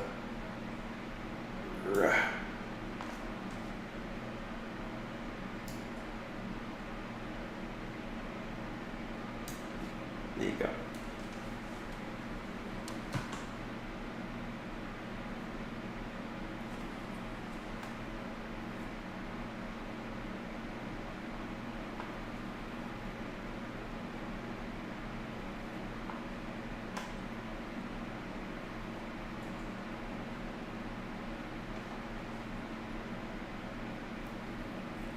Okay. Sounds good.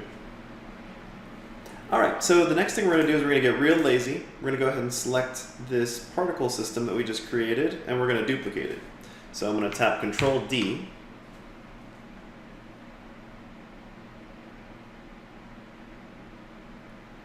And this is where we're going to go ahead and create some dust particles. Now, it really depends on how much you care about how these dust particles look like. I don't care that much, at least I don't think I do. And so using the default particle material kind of makes sense, at least in my head. If you want to come up with a sharper result, if you want to come up with a more specific result, you can go ahead and change this, of course, you know how. So let me go into the renderer for this new particle system.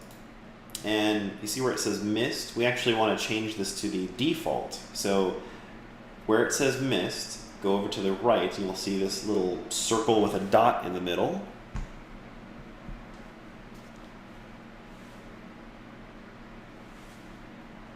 Let's go ahead and click. And this is going to basically open up a listing of all the materials in the project, and you should see default particle here. Don't freak out, it's going to get all 8-bit on you. So go ahead and select default particle.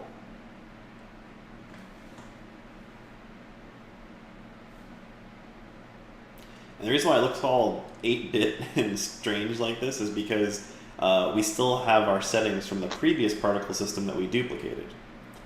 So you see where it says texture sheet animation? It's actually taking that material we're using and it's breaking it up into an 8 by 8. So go ahead and just uncheck that texture sheet animation like this.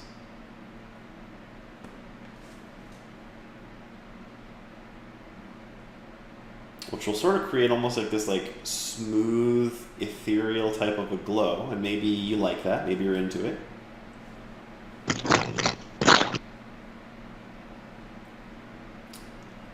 I'm going with something. Whoa. Christina, whoa, you sound like a monster. Or is that, who's that, Evelyn? I think that's Evelyn. It's me, I can't undo.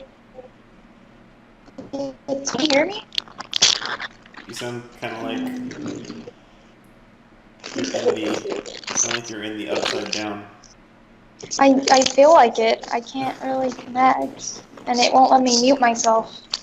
Oh, no. It says I'm not connected to the call. The paradox.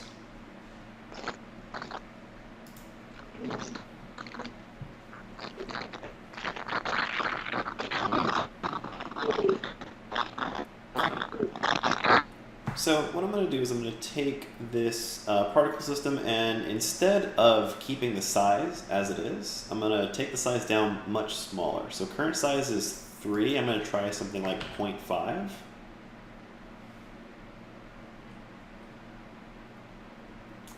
think that's going to work.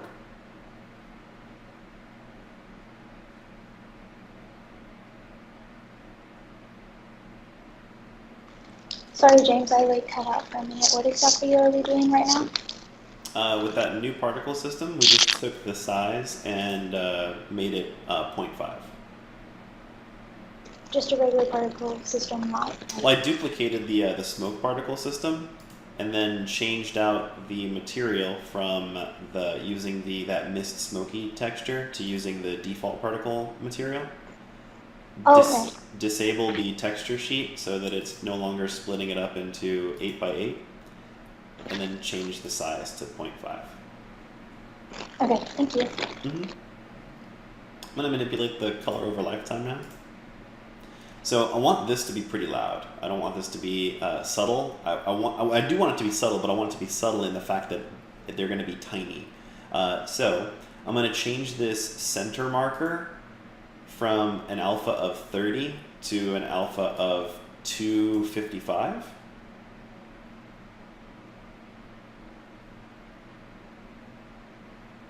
Hey, James, actually, I don't know how to get it out, get the smoke particle off. Do you know how you set the material to be the smoke in the first place? Nice. Yeah, you render and drag. see, yeah. So you see the little circle with the dot in it? To the right of that material? Click there, and then click on default particle. Oh, sorry, I have two screens, so it was on the other screen. I couldn't see it. Ah. Whoops. Thank you.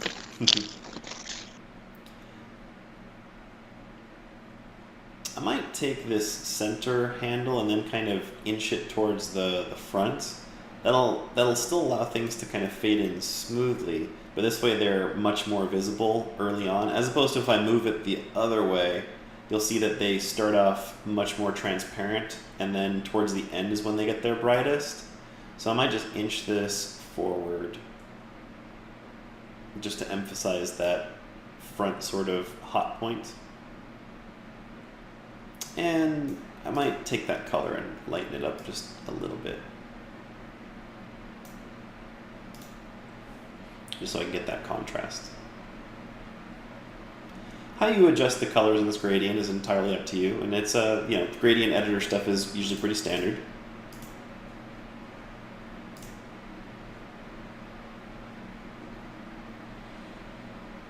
Now, this doesn't look that appealing, but it will very, very soon. Usually, like, what doesn't look good to the eye is stuff that is linear. And so we try to avoid linearity as much as we possibly can using some curves, even if they're linear curves. So let's go ahead and adjust the size over lifetime. So I'm going to click the size over lifetime checkbox, which actually does the opposite that we want at starters. You can see that the size graph, or the size the size curve that it gives us goes from small, nothing, to maximum size, and it does that linearly. It gives us some of these nice curves to work with, just default ones. If I want to fix this, and invert it, I can simply click on this third one that basically starts big and goes small, like this. And I can even use one of these curves, something that's a little bit more perhaps natural looking. So I'll go with a 1 at start, go to 0 over the course of the lifespan of this part of each one of these particles. But I'll do it with a little bit of a curve, so it doesn't happen so linearly. You nudge this particle system backwards just a little bit too, like that. That way those sparkles, those little dust particles aren't appearing before the tip of the front part of the trail.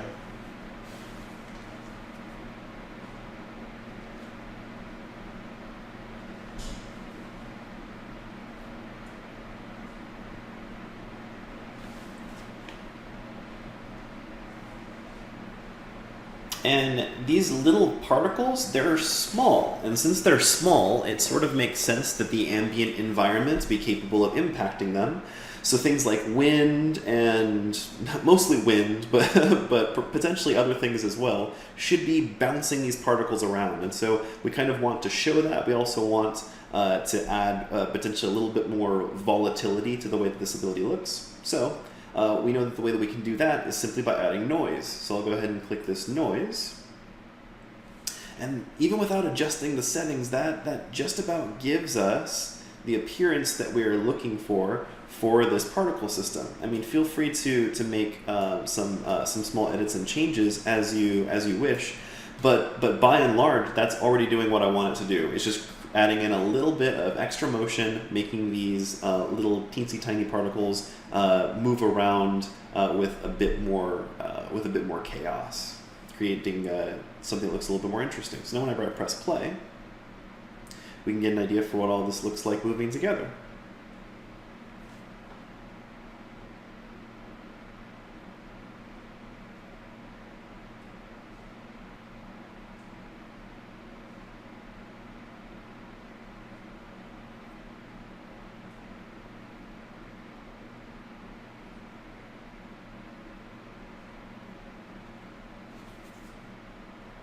Any questions on this bit before we move on to post-processing?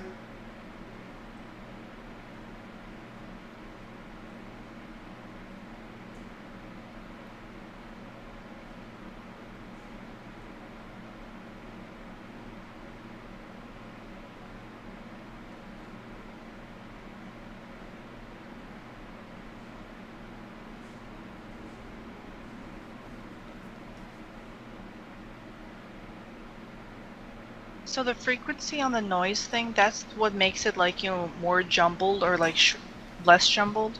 So are you familiar with proceduralism? The concept of proceduralism? Eh? So proceduralism is based, like, are you familiar with like Substance Designer? No, I have not taken that class yet. Okay, gotcha.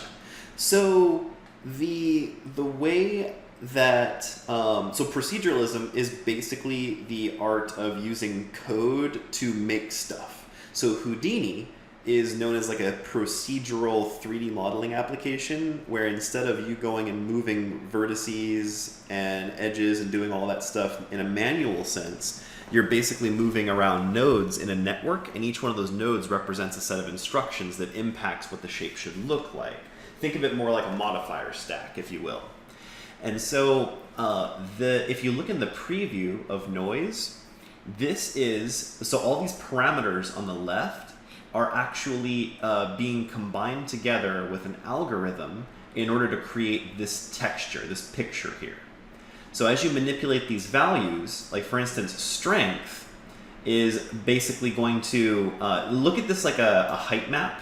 And so imagine if as these textures are crawling across the page or across the screen, imagine that they have to pass over this texture.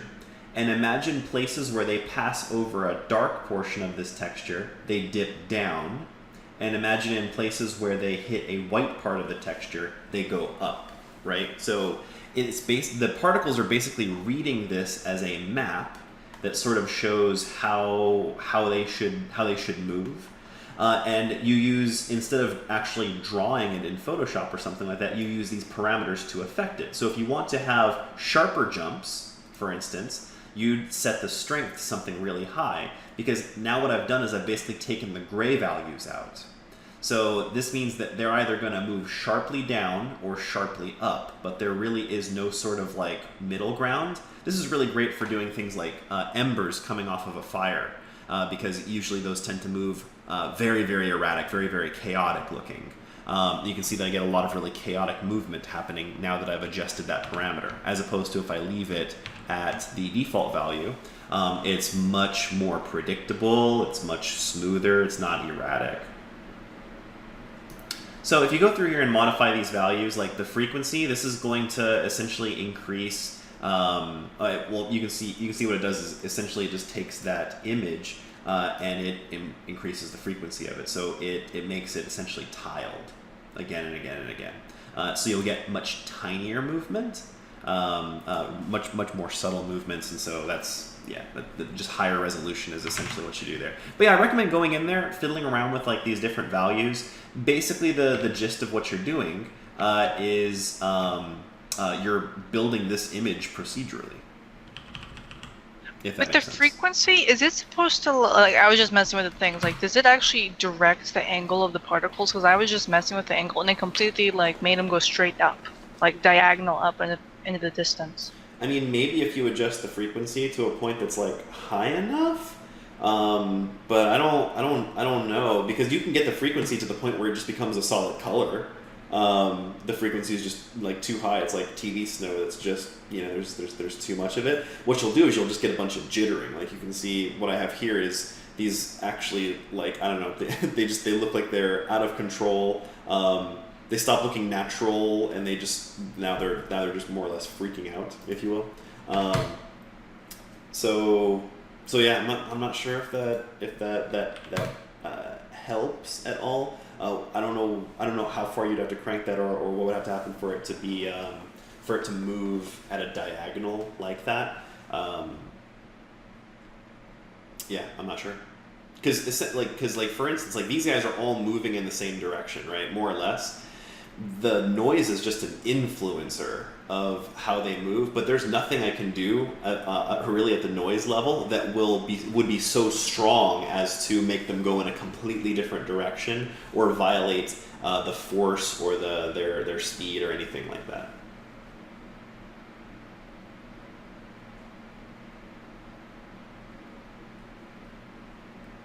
I can tell you're not satisfied with my answer. Oh no, sorry, I was just focusing on trying to get this to do what I wanted to do. But either way, thanks for the explanation. Sure. Cool. Let's see, should we up the smoke if it doesn't really show up in the game view?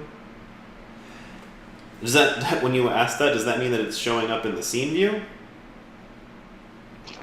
Yes. So that might be a problem with it's not lined up correctly. So you might want to make sure that your smoke is actually emanating from the center. Yeah, it's all in the center. It's significantly lighter in the game view, and so it doesn't show up as. Okay, yeah, if that's the case, then yeah, feel free to up it to bump up its alpha value.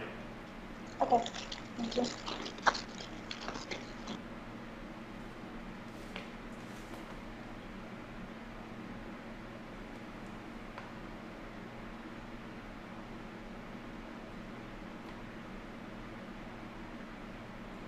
All right, let's go ahead and go to post-processing.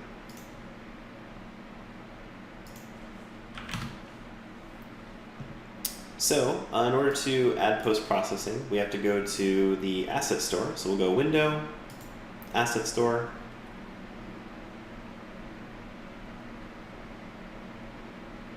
and you're going to want to track down the post-process stack, which looks like this thing.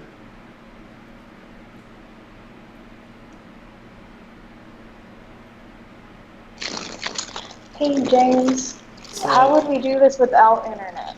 You don't. You don't? Okay. Great. I guess I'll rewatch this video later and try and get this on. Alright, so we'll go ahead and select post-process, and if you need to download it, you'll have a download button here, and after it's downloaded, it should say import. So you can go ahead and click on import. Get this dialog box that says, hey, I'm about to dump a whole bunch of new stuff in this project. You cool with that? So we'll go ahead and click on import.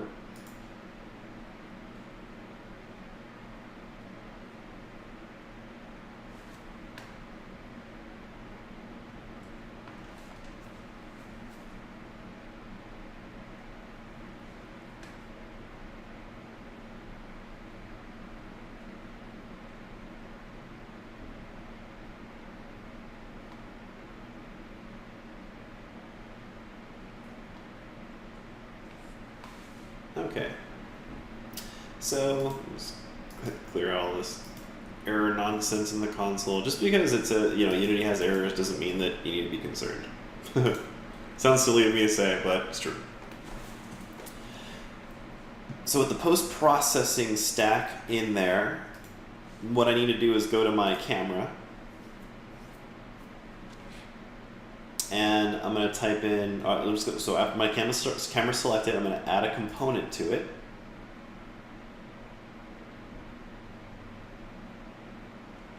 No, this is the same one.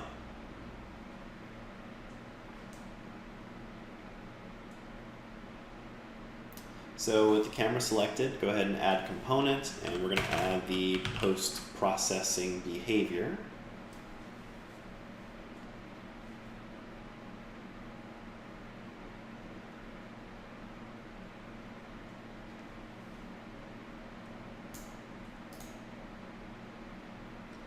And the post-processing behavior is driven by a profile that we have to generate. Hey James, so I was able to get online a bit to result, but when I get to post-processing, it says open in Unity, and then it doesn't do anything. Are you running the asset store from a web browser? Yes. Don't do that. That's how do I do it otherwise? Go to Window, Asset Store, and then it'll actually open it inside of Unity. Okay. That didn't sound really like a confident okay. That sounded like an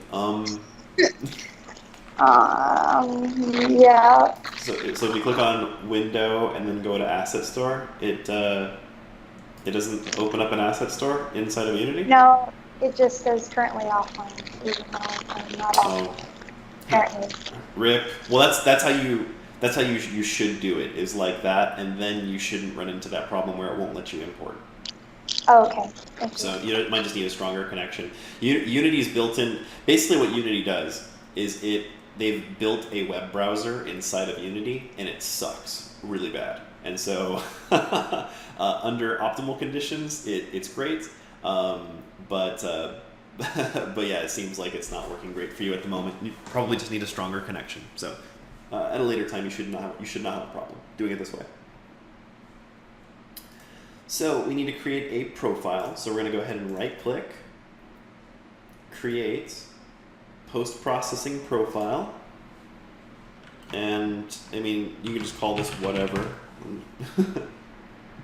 And then I'm going to assign this profile by simply selecting the camera and dragging and dropping this whatever profile I just created into that post-processing profile slot like this.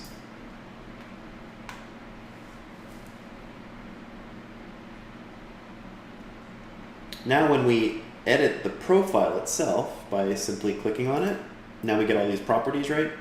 So I'm going to go ahead and hit play. The nice thing about the way that Unity handles its post-processing profiles is that you can edit, they're basically external files, and so you can change them while the game is running, and all the settings will stay the same.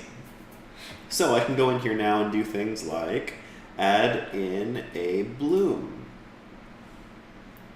And I'm pretty much done, because that already looks cool. But I can expand this out. I can do things like throw in an anti-flicker so that it maybe has a better time. I mean, you might have seen like some bloom flicker occur in games where, like I played Journey recently, and there's a ton of bloom flicker in that game where it is, it's basically struggling with figuring out what it should bloom and what it shouldn't, and so anti-flicker kind of averages things out. You can determine your radius, like if you want this thing to have a much broader glow, or if you want it to have a much tighter glow, it's your call. I kind of like almost like that tighter glow, maybe something like that, maybe even something like that. It's entirely up to you. The intensity, how strong you want that glow to be, you can get totally nuts with this, or you can keep it pretty tame. Again, you usually want to go with a more tame sort of a result, but you can see at the bloom. I mean, already the ability looks pretty gorgeous. Adding in the bloom just takes it up to another level, over the top. Not over the top. Still, it looks great. Let's see, what else can we do? Softening doesn't really apply here. We already did intensity. Yeah, we pretty much covered those dudes. We could experiment a bit with adding in some color grading. Dope. Awesome. We can do some color grading. Color grading is basically a way for you to override color values. It's actually it's actually really cool and is a little bit complicated to set up. But this way you can basically do almost like a post-processing color correction. And so I can basically procedurally construct a gradient like here.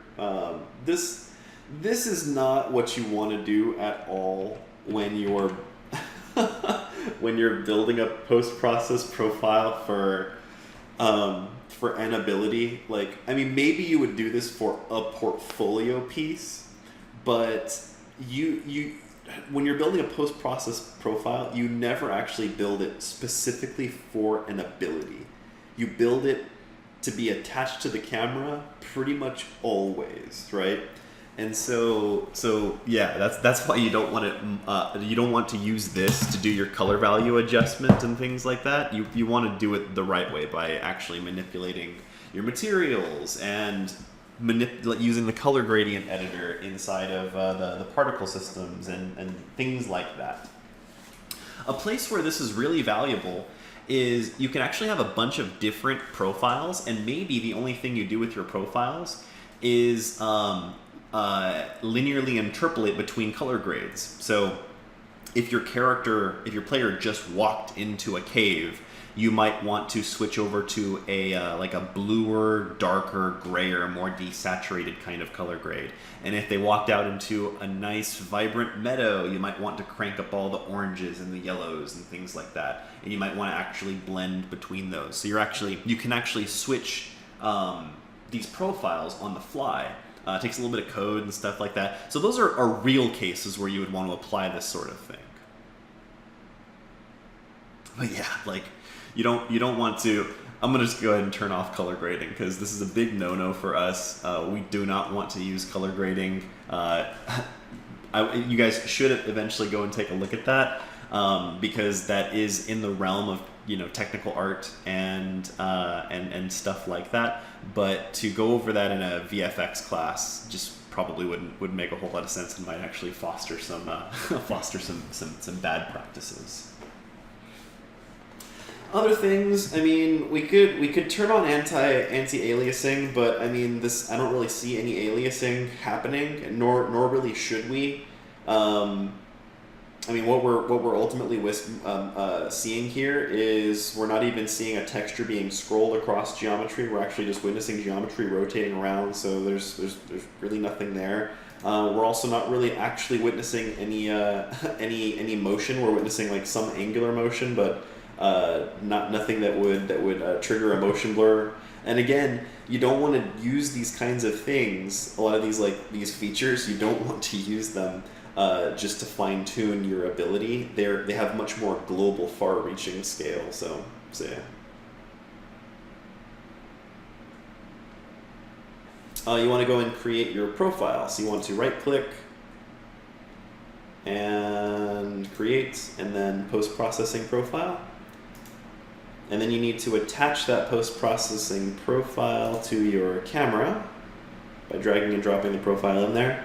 And then you edit the profile, and pretty much all you have to do to make it look dope is just enable bloom.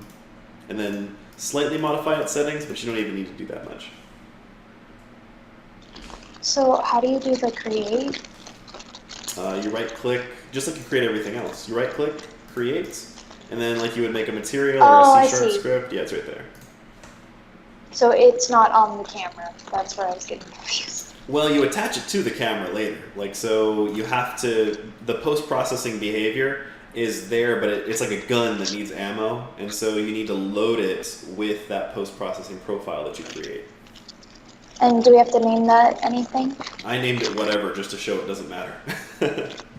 Okay, thank you. Totes.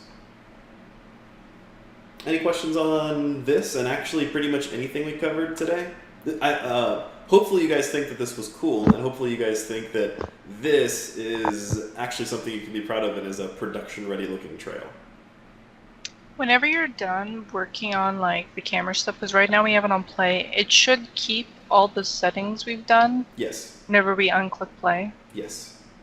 The same cannot be said about other stuff, but with your post-processing profile, it does. Okay, cool.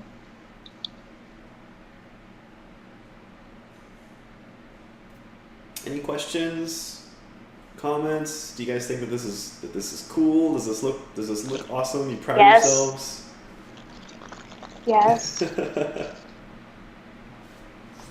And it wasn't that hard, right? Like this I think was working smart and and not hard. It looks like a much more complicated effect than it actually is.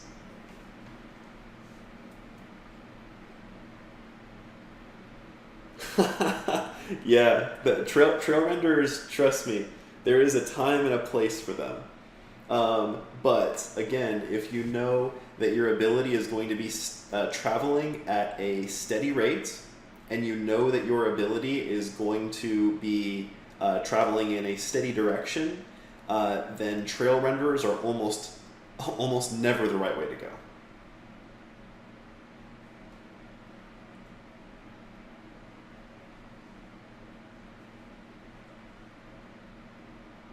Okay, you guys ready for your assignment?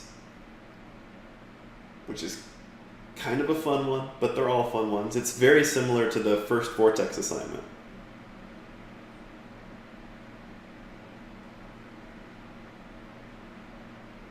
I'm going to assume by the silence that you guys are ready for this.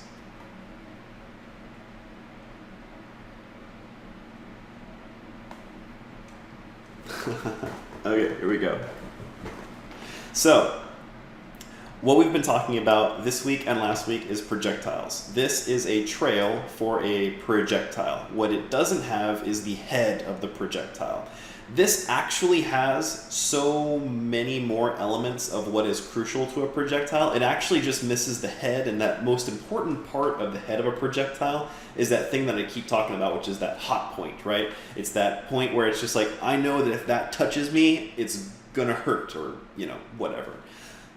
Here's what I ask of you. I want you to make me some projectiles. I want you to build the heads yourself, and I want for you to adapt or change this trail in order to match the head. Here are the different projectiles I want you to create. I want you to make for me a fireball. I want for you to make for me a frost arrow. I want for you to make for me a holy hammer. And of course, we got to get arcane. I want you to make me a magic missile. What exactly is a holy hammer? Use your imagination. I'm imagining something that more or less looks like Thor's hammer. So imagine just like, you know, kind of like this. I've almost gone holy with this effect, sort of like here. It's just because it's like in that nice like heavenly orange kind of a range. And so I almost imagine that there might be some sort of like a glowy hammer thing. So you may have to go and apply some mesh work to make that one and for the arrow to work. But if you have a different interpretation, I'm totally down.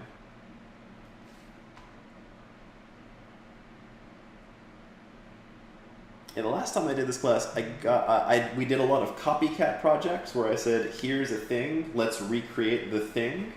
And at the end, when I asked like, hey, so what do you guys like and what would you guys like to be different? A lot of them said, we want more original stuff. So it's been my emphasis in this class to give more opportunities for you guys to not try to duplicate or replicate things, but rather to grok a concept and then from there make it your own. So I'm providing thematic elements, but you guys can make a lot of creative decisions as to how you want to go about putting it together.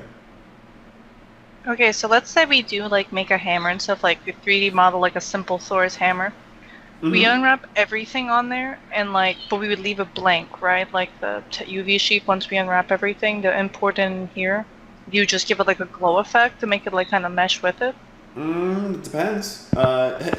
You tell me, right? Like, it depends on how far you want your mesh to work, and if you want it to just be like, because some of you guys are going to have different skill sets, right? And some of you guys are going to want to approach the problem in a different way.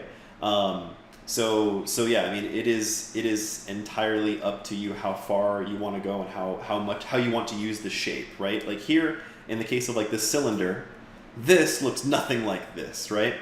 But it is one of many. It is an ingredient in the in this end result, and so how you interpret building a holy hammer is entirely up to you. I recommend, go and check out some paladin abilities, and you'll see that they're all over the place, right? Some of them emphasize the hammer, so it's a full-on mesh hammer that's textured and stuff. And if you've there are some of you guys in this class who have taken enough classes and know enough to go ahead and want to emphasize the hammer.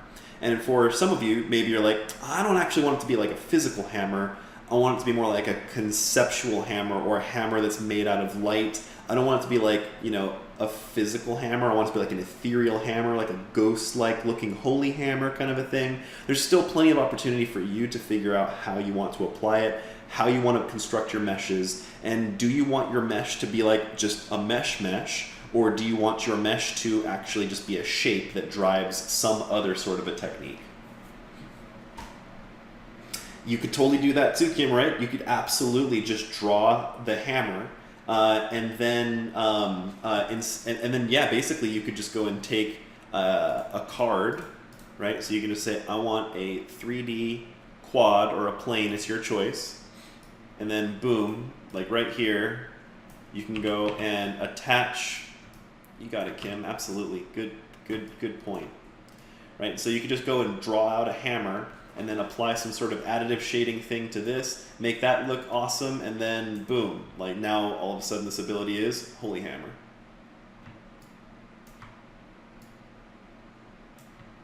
Dude, Kim, I don't know if you were trying to be punny, but that was super punny.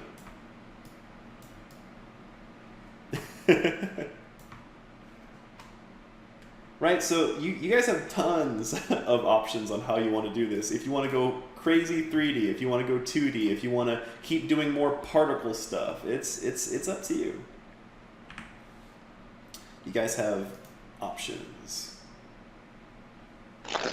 Will we be like getting feedback on our vortexes by any chance? Yeah, I once I get through all of them, I will. A lot of them they're messy. And so it's not really my intent to go and give a lot of good feedback on it. I'm more or less going through and actually trying to see evidence of struggling is mostly what I'm looking for with those. Because it was our first project. And because it was our first project, it's challenging for me to take it and actually kind of critique it. Because they're just kind of like our first projects. I was expecting for them to be just sort of be a mess, but more or less a demonstration of I'm keeping up, and I more or less get these concepts. With this project and with subsequent projects, these are much more close to what I would expect to be like a production piece. And so from this point, you can expect more criticism, more feedback, more of that sort of thing. And also from this point forward, it's also my intent for us to actually for us to show the class what we've got, and actually I'll be able to give you some live feedback when we do that.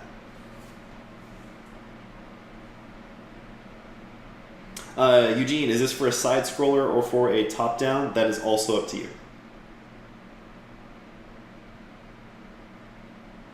Like even this ability right here, which looks really cool from certain angles, totally falls apart head on, right?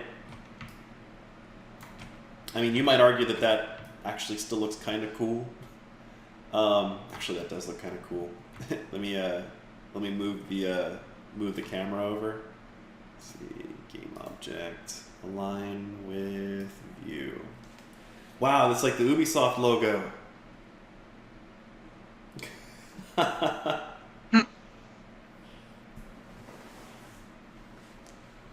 Right, so like, but truthfully, even though this looks cool, it actually is now failing as an ability in every single way, right? Even though we haven't really talked much about like the theory and stuff, like as a trail for a projectile, this sucks now. And unfortunately, first-person shooters, that's kind of a thing, right? If someone is pointing a projectile directly at you, sort of the idea is that it's already too late. First-person shooters are a lot less about dodging projectiles and a lot more about being hard to hit with projectiles, right? It's about making it challenging for the other person to aim as opposed to you actively trying to dodge bullets as though you were in the Matrix, kind of a thing, right? And so yeah, it does look serpentine. So yeah, what you would the intended perspective most definitely impacts the actual process of how you would go about constructing it and what sorts of things you would take into account.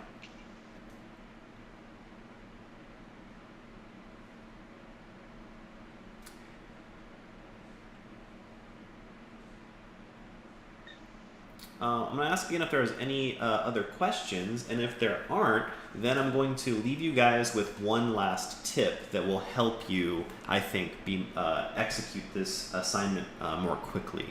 Just kind of like a little pro tip. Hey James, quick question. Because I wanted to know whether or not you actually got my project and whether or not it worked, like I exported it correctly. Do you know if you've gone through on that yet? I know I haven't gotten to yours, so I'll follow up with you on that. Okay, cool. Yeah, but I definitely got, I think almost, I've been through about like half of them, but I don't recall if I have seen yours in my inbox. But let me just go double check. Yeah, because I sent them through a different email that's not my school email, and that's why I wanted to make sure you actually got it. Ah, okay, gotcha.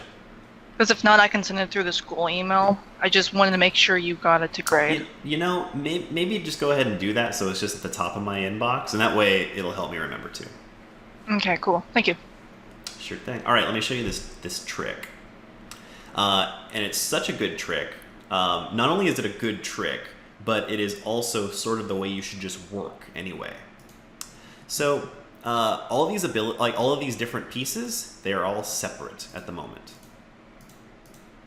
I want them to all be together because you guys know that the way a projectile works is it's just one ball of something that's moving. So what I'm going to do is I'm going to pick one of these swirls. Let me just pick the big one. I'll just double click on it, quadruple click, whatever. Double clicking on anything focuses on it. I'm going to go ahead and create. I like to actually make spheres. The reason I like to make spheres is because I can see them. And I'm going to put that roughly in the center of, this is pretty much where I think the business end should be, the hitty part. So I'm just going to call this ability because that's what I think, that this is going to eventually be the ability itself. And then what I do is I take all these other things, I'm going to hold down Control to multi-select, and I'm going to make them all children by just dragging and dropping them. This is nothing new. We did this in the video. So now I've got that one ability, and if I move the ability, all that stuff goes along for the ride, which is great. Here's the part that would be nice. You'll notice that when let me go back into my script. On a computer with better performance than mine is currently exhibiting, having this line of code right here is great. Because it allows for you to see all this nice spirally motion, and like even though that's giving me a headache right now just looking at it, on a more performant computer this is awesome. In fact, it's so great that I wish that I could also see my particle systems move, and that way I would stop having to press play to see how everything's working together. Like, that's kind of a nuisance. So I've got that nice functionality going for that spinning. So check this out. If you select a particle system, it will show you what it does. Like, it will simulate it. If you hold down Control and select both of them, it will show you both of them. But that's kind of a pain in the butt. Check this out. go to the root of the whole object, the thing I called ability. This is the trick. Go to the root. Go add component, particle system, which is going to make it do something dumb like this. So it added this particle system component. Go in and uncheck everything. So uncheck emission, uncheck shape, uncheck renderer. But now you'll notice that because the root, and this is weird, this is weird for workflow, but because the root of this whole set of objects has the particle system component attached to it, even though it's doing nothing at all, what it does is it's telling the system to go and hierarchically simulate all particle systems beneath it, because it as a base has a particle system component attached to it. It's like one of those super, like, you know, every program has that weird pro tip that is like, why the hell, like, do you need to do that? And the answer for it is like super weird and counterintuitive. Well, welcome to that. So if you want to have the ability to just kind of view and see how all this stuff is doing without having to click back and forth, just introduce a root object, add the particle system component, and then uncheck everything so it's actually not using any of that particle system stuff. And now you'll see that it simulates. And now you can do all your editing and everything without having to hit the play button. So if you go and you start selecting other objects and things like that, the simulation will stop. But now to simulate the whole ability, you pretty much never have to hit play anymore. You can just click on the ability. Pro tip. You're welcome. All right, any questions before I leave you guys? What if it's not actually showing the the entire route, doing that nice swirl effect after you've done all that quick, nice shortcut? Then I don't know. Okay. Is it that this is not swirling, or is it the particle systems aren't going? Just the whole thing isn't doing the whole, you don't have to press play. Even though I have that script attached, and the script isn't like giving me any like errors of like, it doesn't like this. And none of the particles are going either? No, none of the particles. Screen share. Anybody who is done and doesn't have any questions or anything like that, feel free to roll. I look forward to seeing your abilities next week.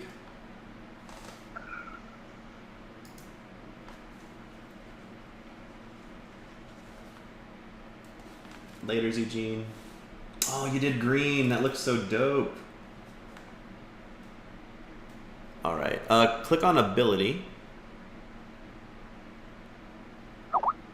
Okay, and then show me your script. Want me to double click? Oh, it's because you still have it commented out. Wait, do? What? Yeah, go to your script. Like, double click on it, and then you see how you have 2 slashes in front of it to comment out the execute and edit mode?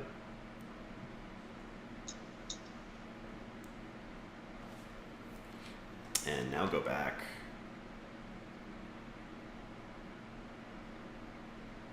Christina, what do you think? Doesn't this look awesome?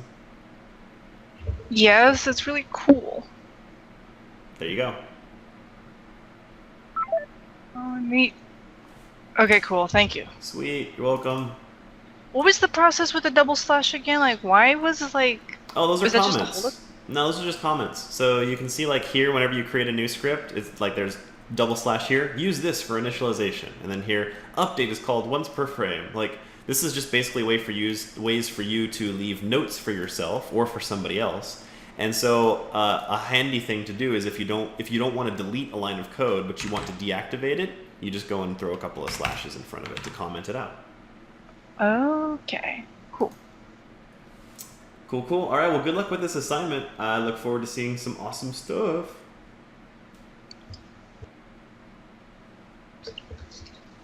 The will is there, the skill is questionable. Nah, you'll be good. And anyway, thank you. Take it easy, all right? Mm-hmm. See ya, bye.